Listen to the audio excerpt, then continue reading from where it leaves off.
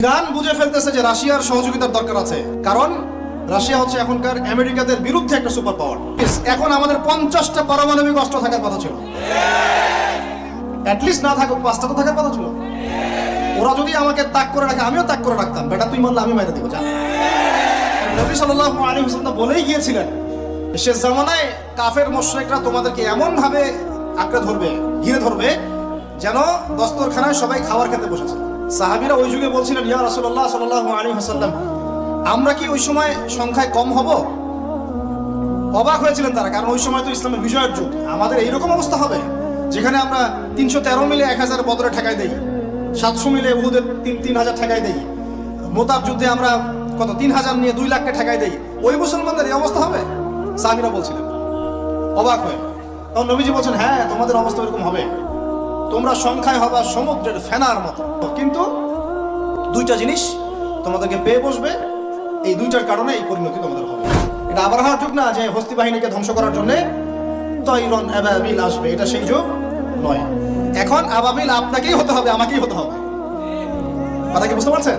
এটা নিজেদের তাকদীর, নিজেদের ভাগ্য, নিজেদের মানে ভবিষ্যৎ আল্লাহর উপর তাওয়াক্কুল করে তার হুকুম মেনে আমাদেরকে করতে হবে ইনশাআল্লাহ। পৃথিবীর সমস্ত জুলুম উঠে যাবে ইনশাআল্লাহ। কোনো মাজলুমের অধিকার আর খর্বিত হবে না, প্রত্যেক মাজলুম তার অধিকার ফিরে পাবে ইনশাআল্লাহ। একটা বাচ্চার রক্তের প্রতিশোধ আমরা নিব ইনশাআল্লাহ।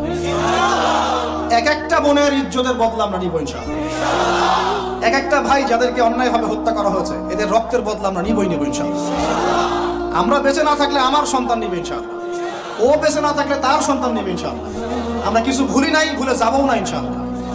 এই দুনিয়া ততদিন পর্যন্ত ফানা হবে না যতদিন এই দৃশ্য বিশ্ববাসী না দেখছে ইনশাআল্লাহ। তোমাদের যা করার আছে করো, যা ইচ্ছা করতে থাকো। এখন বিশ্বের মুসলমানদের রক্তের হোলি খেলায় মেতেছে, যেখানে মুসলমান সেখানেই নির্যাতন, চায়নায় নির্যাতন, ওইখানে ইয়াতে কি বলবো ওটা কি সিরিয়াতে নির্যাতন, তারপর ইয়েমেনে নির্যাতন, ফিলিস্তিনে নির্যাতন, ইরাকে করে গেল, তারপরে যে লেবাননে করে, জর্ডানে করতেছে, আরব কান্ট্রিগুলোর মধ্যে, আফ্রিকার কান্ট্রিগুলো, যে কোনো জায়গাতে তাকান দেখবেন খালি মুসলমানদের উপর নির্যাতন নির্যাতন। এর জন্য শুধু ওরা দায়ী নয়, এর জন্য আমরাও দায়ী। কেন নির্যাতন আসবে না, কেন আল্লাহর গজব আসবে না? কারণ নবী সাল্লাল্লাহু আলাইহি ওয়াসাল্লাম বলেই গিয়েছিলেন, শেষ জামানায় কাফের মুশরিকরা তোমাদেরকে এমন ভাবে আঁকড়ে ধরবে, ঘিরে ধরবে, যেন দস্তরখানায় সবাই খাবার খেতে বসেছে। মানে আমরা সবাই দস্তরখানায় খাবার খেতে বসে যেমন করে বসি একসাথে, ওইভাবে তোমাদের উপর আগ্রাসী হবে এরা। সাহাবীরা ওই যুগে বলছিলেন, ইয়া রাসূলুল্লাহ সাল্লাল্লাহু আলাইহি ওয়াসাল্লাম, আমরা কি ওই সময় সংখ্যায় কম হব? অবাক হয়েছিলেন তারা, কারণ ওই সময় তো ইসলামের বিজয়ের যুগ। আমাদের এইরকম অবস্থা হবে যেখানে আমরা 313 মিলে 1000 বদরে ঠেকাই দেই, 700 মিলে উহুদের 3000 ঠেকাই দেই, মোতাব যুদ্ধে আমরা কত 3000 নিয়ে 2 লাখকে ঠেকাই দেই। ওই মুসলমানদের এই অবস্থা হবে? সাহাবীরা বলছিলেন অবাক হয়ে। তখন নবীজি বলছেন, হ্যাঁ তোমাদের অবস্থা এরকম হবে, তোমরা সংখ্যায় হবা সমুদ্রের ফেনার মতো।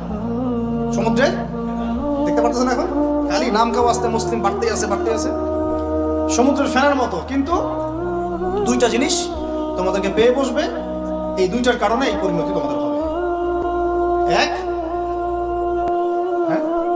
এক নাম্বার হচ্ছে তোমাদের মধ্যে দুনিয়ার মহব্বত তোমাদেরকে পেয়ে বসবে, আর একটা ওয়াহান তোমাদেরকে ধরে ফেলবে। সাহাবীরা বলছে, ওয়াহান কি? নবীজি বলছে, তোমরা আল্লাহর পথে জীবন দিতে চাইবে না, এই ভয়, আল্লাহর পথে জীবন দেওয়ার ভয় তোমাদেরকে পেয়ে বসবে। এই দুইটা যখন তোমাদেরকে পেয়ে বসবে, তখন এই কাফের মুশরিক মুনাফিক যারা আছে সবাই মিলে তোমাদের, শুধু এই যুগে না, প্রত্যেক যুগে যখনই মুসলমানদের উপরে এই দুটা এসেছে, তখনই মুসলমানরা আক্রমণের শিকার হয়েছে। কখনো তাতারিদের হাতে, চেঙ্গিস খানের বংশধর মনে আছে, মঙ্গলরা, ওরা এসে মুসলমানদেরকে একদম কেটে ফেলে দিয়েছিল।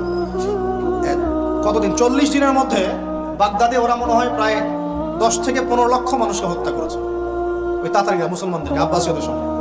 এরকম হিস্ট্রি অনেক আছে।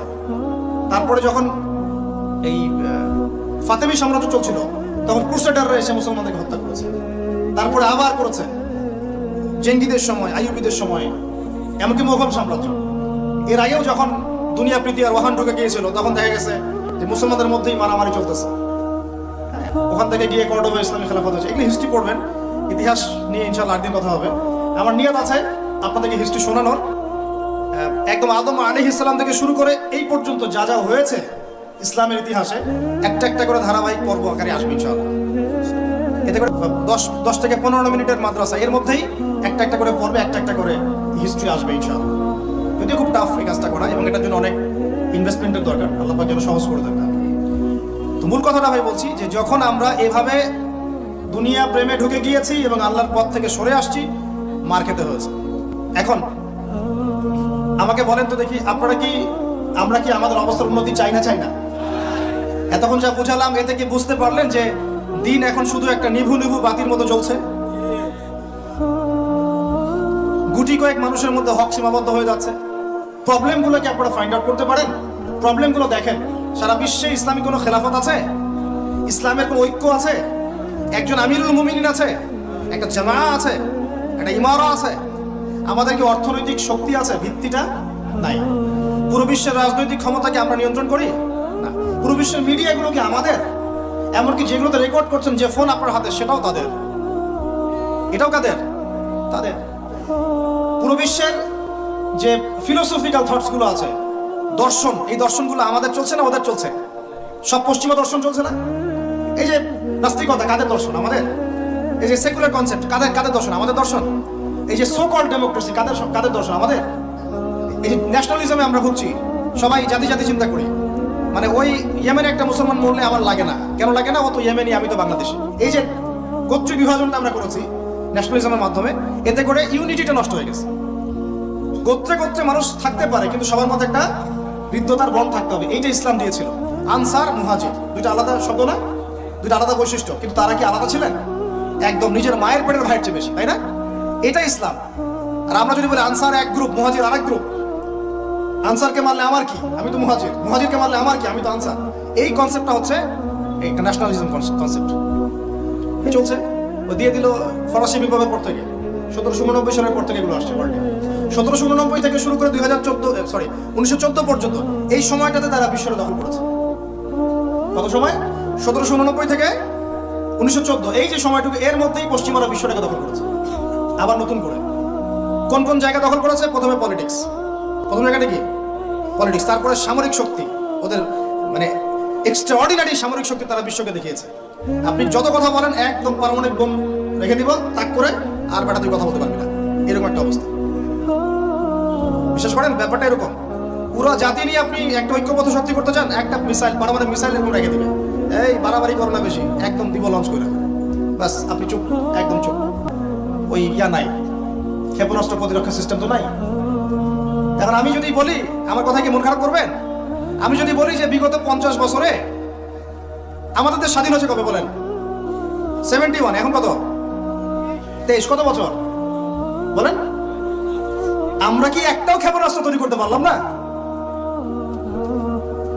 এই বিশ্বে এই ধরনের প্রযুক্তি ছাড়া কেউ টিকে থাকতে পারে? এটা কি ঢাল তলোয়ারের যুগ, যে ওরা এগুলো বানাবে আর আমরা ঢাল তলোয়ার নিয়ে বসে থাকবো? কি করলাম আমরা বলেন? আপনারা তো রাগ করেন কথা বললে। রাগ না করে একটু ভালো করে মন দিয়ে শুনেন না, মন দিয়ে চিন্তা করেন না। কি করলাম আমরা এতদিনে? আমাদের 50টা ক্ষেপণাস্ত্র থাকার কথা ছিল, আমাদের 50টা পারমাণবিক অস্ত্র থাকার কথা ছিল। কিসের ভিত্তিতে আমরা লড়াই করব? কিসের ভিত্তিতে আমরা লড়াই করব? মিয়ানমার যদি আমাদেরকে কালকে চাপ দেওয়া শুরু করে, আমরা কিসের ভিত্তিতে লড়াই করব?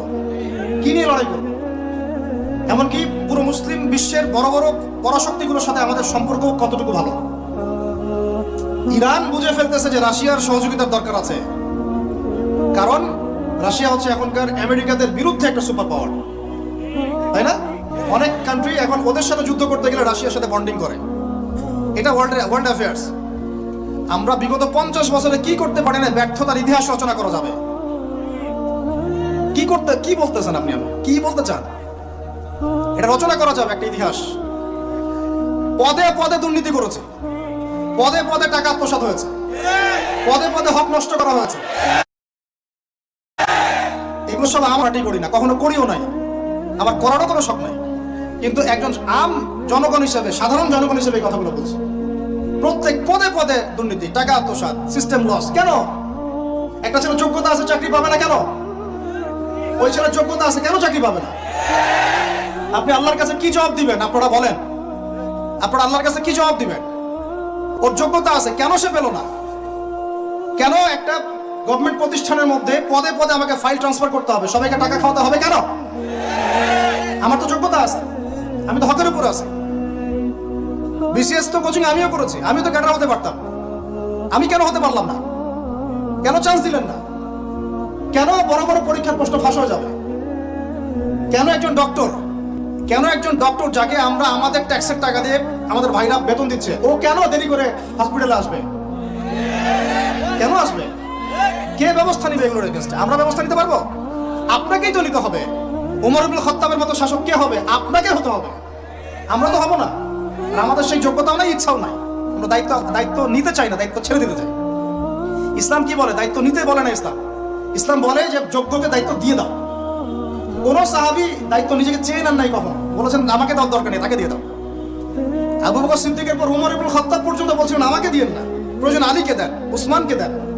উমরের মতো মানুষ এই কথা বলছেন। আর আমরা এখন কি করি ভাই? আমার চরিত্র সবচেয়ে ভালো, আমারে দেন, আমারে।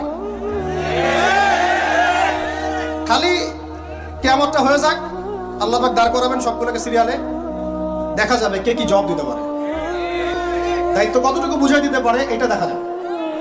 কেন এটা হবে? আমার কথা রাগ করেন না প্লিজ। এখন আমাদের 50টা পারমাণবিক অস্ত্র থাকার কথা ছিল, অ্যাটলিস্ট না থাকুক 5টা তো থাকার কথা ছিল। ওরা যদি আমাকে তাক করে রাখে, আমিও তাক করে রাখতাম। বেটা তুই মারলে আমি মাইরে দেবো, যা। উত্তর কোরিয়ার মতো একটা কান্ট্রি, আমার সাবজেক্ট এইগুলা, আমরা ইউনিভার্সিটিতে এগুলোই পড়েছি। ও একটা কান্ট্রি, কতটুকু কান্ট্রি জানেন? উত্তর কোরিয়া দক্ষিণ কোরিয়া একসময় মারামারি করতো, এই মারামারি লাগিয়ে দিয়েছিল পশ্চিমারা। পরে উত্তর কোরিয়ার প্রেসিডেন্ট ওই বলা থেকে বের হয়ে যায়, বলা থেকে বের হয়ে চায়নার সাথে বন্ডিং শুরু করে, রাশিয়ার সাথে বন্ডিং শুরু করে ওদের সাপোর্টে সে আস্তে আস্তে নিউক্লিয়ার ডিভাইসগুলো তৈরি করা শুরু করেছে। করার পরে এখন এই মাত্র বেশি না, 20 থেকে 25 বছরে ওরা এমন একটা জায়গায় চলে গেছে, খাইতে পারুক না পারুক পারমাণবিক বোমা একদম তাক করে রেখে দিয়েছে। পশ্চিমারা ওখানে নাক করতে পারে না, ও নাক করতে পারে আমার কাছে এসে আমাকে বলে স্যাংশন দিবে, আমাকে বলে তোমাকে ভিসা নীতি বাতিল করে দিব। আমাকে বলতে পারে, ওকে বলতে পারবে না তো, কারণ ওর কাছে ওইরকম অস্ত্র আছে, দিবে একটা মায়েরা, যা বেটা। ওর পার্ল হারবার আছে সামনে জাপানের ওখানে। কারণ এটা এমন একটা বিষয় যে একটা যদি সে মারে আর এও তো একটা মারতে পারবে। একটা বোমা পড়লে পুরো জাতি একদম মুহূর্তের মধ্যে ছাই হয়ে যাবে। এই জন্য এটা যুদ্ধ এত সহজে কেউ যেতে যাবে না। এটা হচ্ছে একটা মনস্তাত্ত্বিক শক্তি যে আমার কাছে আছে, তুই মারলে কিন্তু আমি মারতে পারি। এই মনস্তাত্ত্বিক শক্তিটাই দরকার ছিল, এখন নাই। আর ভাই এগুলো আমাদেরও তো অনেক দোষ, সব কিছু তো আমরা মানুষের উপর চাপাই দিয়ে বসে থাকি। আমরা যখন অ্যানালাইসিস করতে বসি সবাই মনে হয় যে বিজ্ঞ পণ্ডিত, কিন্তু আপনি তো দায়িত্ব নিয়ে সামনে আসছেন না, আপনি তো পড়াশোনা করে উপরে আসছেন না, আপনি তো জ্ঞান অর্জন করে মানুষকে বোঝানোর চেষ্টা করছেন না। আমরা তো আমাদের দায়িত্ব পালন করছি না, করছি কি? আল্লাহ পাক আমাদের সবাইকে বিচক্ষণ হওয়ার তৌফিক দান করেন। কয়টা সায়েন্টিস্ট তৈরি হয়েছে আমাদের? বলেন, কয়টা সায়েন্টিস্ট তৈরি হয়েছে আমাদের জাতির মধ্যে? নাস্তিক তো ভরি ভরি তৈরি হচ্ছে। কয়টা সায়েন্টিস্ট তৈরি হয়েছে আমাদের ইউনিভার্সিটিগুলোর মধ্যে? কয়জন অর্থনীতিবিদ তৈরি হয়েছে ইউনিভার্সিটিগুলোর মধ্যে? আমিও তো পড়েছি ইউনিভার্সিটি। ছেলে মেয়ে একসাথে বসে গান গল্প করে, চীনা বাদাম খায়। কোনো সময় স্যার আর ছাত্রীর প্রেম হয়ে যায়। আমি বলছি না কিছুই হয় না, পড়াশোনা তো হয়, সিস্টেম তো অনেক সুন্দর, টাকা পয়সা সরকারি অনেক খাচ্ছেন আপনারা। কিন্তু এখন কথা হচ্ছে গভর্নমেন্টের যে এত টাকা পয়সা খাচ্ছেন, রেজাল্টটা কি দিচ্ছেন? কি জাতি উপহার দিচ্ছেন আপনারা? কোন প্রজন্ম উপহার দিচ্ছেন? এগুলো কি গভর্নমেন্ট টাকা? আপনারা কি মনে করেন? এই ট্যাক্সের টাকাকে কি মনে করেন? এগুলো মানুষের আমানত, রক্ত ঘাম করা পয়সা।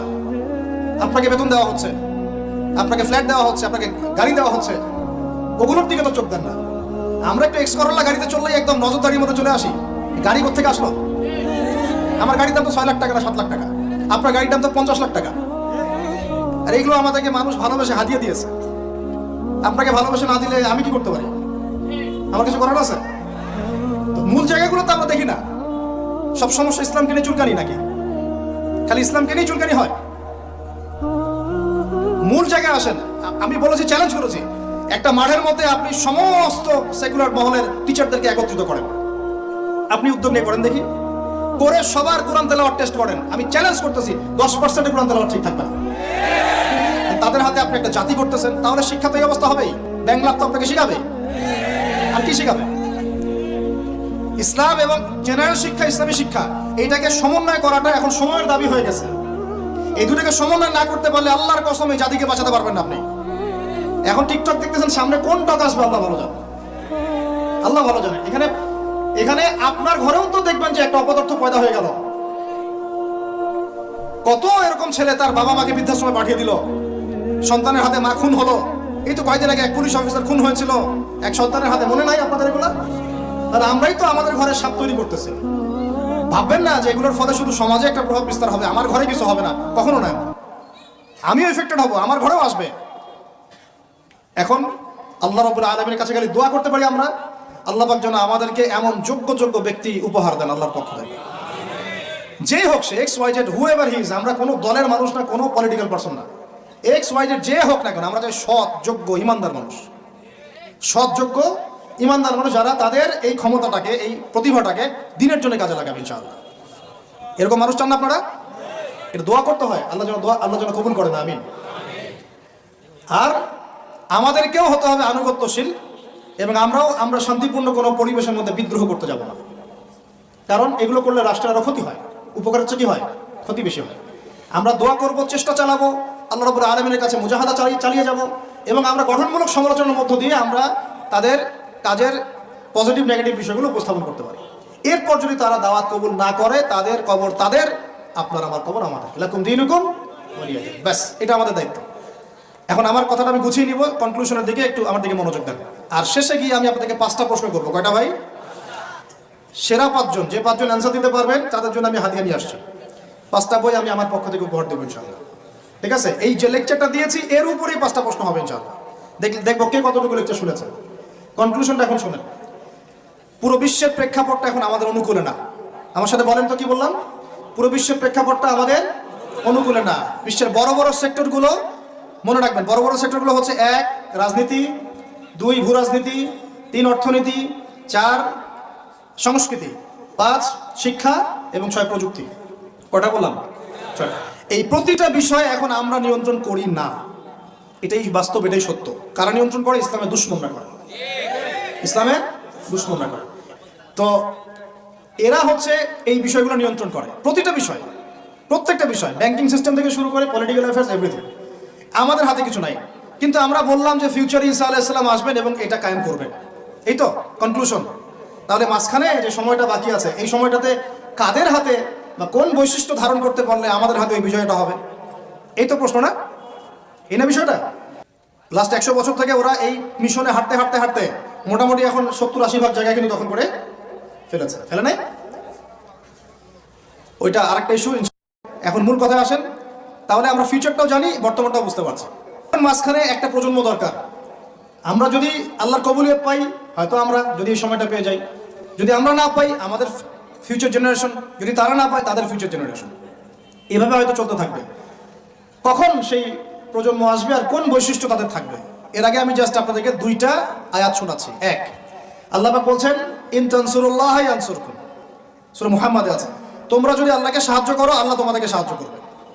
আমার সাথে বলেন, তোমরা যদি আল্লাহকে সাহায্য করো আল্লাহ তোমাদেরকে সাহায্য করবে। মানে আল্লাহর কি সাহায্যের দরকার আছে? তোমরা আল্লাহকে সাহায্য করো বলতে, তোমরা যদি আল্লাহর দ্বীনকে সাহায্য করো, তোমরা যদি আল্লাহর দ্বীনকে সাহায্য করো, আল্লাহ তোমাদেরকে সাহায্য করবেন। ওয়া ইউসাব্বিত আকদামাকুম, তোমাদের পা আল্লাহ পাক শক্ত করে দিবেন ইনশাআল্লাহ। একটা। 2 নাম্বার, ইন্নাল্লাহা লা ইউগাইয়িরু মা বিকওমিন হাত্তা ইউগাইয়িরু মা বিআনফুসিহিম, আল্লাহ পাক কোনো কওমের, কোনো জাতির অবস্থা ততক্ষণ পর্যন্ত পরিবর্তন করেন না, সংশোধন করেন না, যতক্ষণ তারা নিজেরাই নিজেদের অবস্থা পরিবর্তনের চেষ্টা না করে। আয়াত তো পরিষ্কার। এখন তৈরন আবাবিল আসবে না, এসে ইসরায়েলে হামলা করবে না, পাথর নিক্ষেপ করবে না, এটা সেই যুগ না। এটা আবরাহার যুগ না যে হস্তি বাহিনীকে ধ্বংস করার জন্য তৈরন আবাবিল আসবে, এটা সেই যুগ নয়। এখন আবাবিল আপনাকেই হতে হবে, আমাকেই হতে হবে। কথা কি বুঝতে পারছেন? এটা নিজেদের তাকদীর, নিজেদের ভাগ্য, নিজেদের মানে ভবিষ্যৎ আল্লাহর উপর তাওয়াক্কুল করে তার হুকুম মেনে আমাদেরকে করতে হবে ইনশাআল্লাহ। তাহলে কোন কোন বৈশিষ্ট্য লাগবে একটু খালি বলে শেষ করে দিই। 1, এমন প্রজন্ম চাই যেই প্রজন্ম 5 ওয়াক্ত নামাজ পড়ে। রাজি আছে কিনা ইনশাআল্লাহ? জোরে বলেন ইনশাআল্লাহ। আল্লাহ সাক্ষী থাকুন, আমিন। এমন প্রজন্ম চাই যেই প্রজন্মের প্রত্যেকটা মুসলিম পরিবারের 100% নামাজি মাশাআল্লাহ। এটা না হওয়া পর্যন্ত বড় বড় বয়ান করেও কোনো লাভ নাই। 1, ঠিক আছে ভাই? রাজি আছি তো ইনশাআল্লাহ? আজকের পর থেকে নামাজ ছাড়বো? আল্লাহ পাক আমাদেরকে নামাজ শক্ত করে ধরার তৌফিক দান করুন। আর নামাজটা ভালো করে শিখে নেবেন, ধীর স্থিরভাবে পড়বেন, তাড়াহুড়া করবেন না, ঠিক আছে? 3G 4G না, শান্তভাবে পড়বেন। 2, আমরা এমন প্রজন্ম চাই যেই প্রজন্মের 100% মুসলমান কোরআন তেলাওয়াত করতে পারে। রাজি আছি কিনা ইনশাআল্লাহ? আগামী বছর ওয়াজ করতে আসার আগেই আপনাদের সবার কোরআন তেলাওয়াত সহি চাই ইনশাআল্লাহ। রাজি আছেন ইনশাআল্লাহ? আল্লাহকে কথা দেন, রাজি আছেন? অবশ্যই কোরআন তেলাওয়াত শিখতেই হবে। যেমনি পারেন, যেভাবে পারেন, যত টাকা লাগুক, যার কাছে যেতে হয় হোক, যত দূরে সফর করতে হয় হোক। আপনার দায়িত্ব এটা, আমার দায়িত্ব না, হুজুরের দায়িত্ব না, এটা আপনার দায়িত্ব। আপনি কিভাবে শিখবেন আপনার ফিকির। 3 নাম্বার, আমরা এমন প্রজন্ম চাই যেই প্রজন্ম ভিতরে বাহিরে সুন্নতের অনুসারী। রাজি আছি ইনশাআল্লাহ? সবার চেহারা দাঁড়িয়ে থাকবে ইনশাআল্লাহ, সবার সুন্নতি লেবাস থাকবে ইনশাআল্লাহ, সুন্নতের আমল থাকবে ইনশাআল্লাহ। সুন্নতের জিন্দেগি বই পাওয়া যায়, কিনবেন, প্রত্যেকটা কাজের সুন্নত দেখে নেবেন, ঠিক আছে ভাই? প্রত্যেকটা কাজের সুন্নত আমল করার চেষ্টা করবো, আল্লাহ পাক তৌফিক দান করুন, আমিন। শেষ করে দিচ্ছি, মনোযোগ ধরে রাখেন, আর 5 মিনিট। 4 নাম্বার, এমন প্রজন্ম চাই যেই প্রজন্ম কোশ্চিনকালেও হারাম খাবে না। রাজি আছি ইনশাআল্লাহ? হারাম খাবো, সুদ খাবো, ঘুষ খাবো, দুর্নীতি করব, মানুষের সম্পদ আত্মসাৎ করব, অন্যায়ভাবে আমরা মানুষকে ঠকাবো? আল্লাহ পাক আমাদেরকে বোঝার তৌফিক দান করুন, আমিন। 5, এমন পরিবার চাই যেই পরিবার হবে পুরোপুরি ইসলামিক পরিবার। রাজি আছেন ইনশাআল্লাহ? আল্লাহ কবুল করুন, আমিন।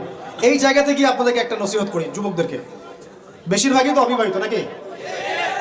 কি দুঃখ, কি কষ্ট। একটা কাজ করবেন, আগে একটা ছোটখাটো হালাল রিজিকের ব্যবস্থা করবেন, তারপরে বিয়ে শাদী। হালাল রিজিকের ব্যবস্থা না কইরা বিয়ে শাদী করতে যায় না, নিজের মান সম্মান গায়রত বলে কিছু থাকবে না, ঠিক আছে ভাই?